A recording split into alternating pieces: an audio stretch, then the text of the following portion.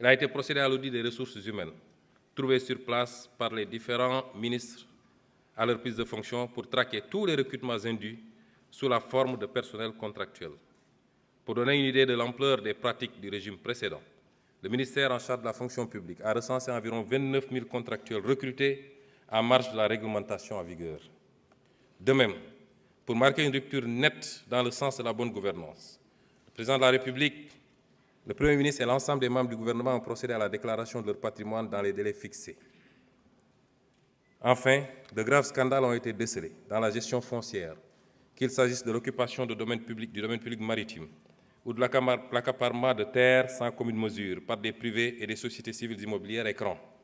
au niveau des lotissements des zones foncières, effectuées notamment à Dakar, à Thiès, en particulier à Mbourkat. De manière plus grave et répréhensible, il est à noter de la prévarication et de la privatisation du patrimoine foncier et bâti de l'État. Pour rester dans ce registre de la bonne gouvernance, je voudrais également évoquer les avancées majeures enregistrées dans l'administration de la justice, dont le fonctionnement a été notablement instrumentalisé par le régime sortant. Une des réalisations majeures dans ce domaine au cours des 8 derniers mois a été l'organisation des assises de la justice avec la participation inclusive des citoyens. Les autres réalisations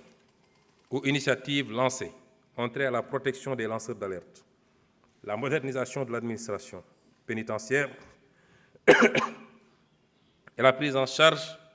judiciaire des dossiers des victimes de la période préélectorale. À cet effet, en plus de l'inscription budgétaire de crédits destinés aux victimes, il sera proposé à votre auguste Assemblée, dans les semaines à venir, un projet de loi rapportant la loi d'amnistie votée le 6 mars 2024 par la précédente législature. Pour que toute la lumière soit enfin faite et les responsabilités établies,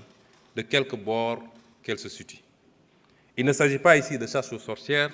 encore moins de vengeance, car aucun sentiment de revanche ne nous anime. Loin de là, il s'agit simplement de justice, pilier sans lequel aucune paix sociale ne peut être garantie. Monsieur le Président de l'Assemblée nationale, honorables députés, la vision d'un Sénégal souverain a été prise en charge dès la formation du gouvernement, avec notamment l'exigence de défendre en tout premier lieu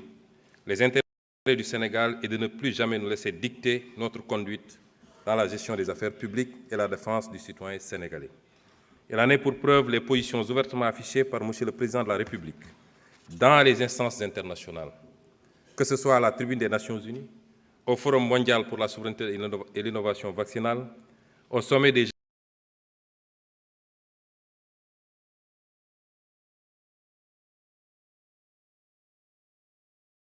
olympiques du développement durable, aux réunions de l'Organisation de la coopération islamique, nous militons pour un rééquilibrage de la gouvernance mondiale et le respect des valeurs universelles de paix et de droits de l'homme, en particulier la fin du génocide à Gaza et la reconnaissance des droits inaliénables du peuple palestinien.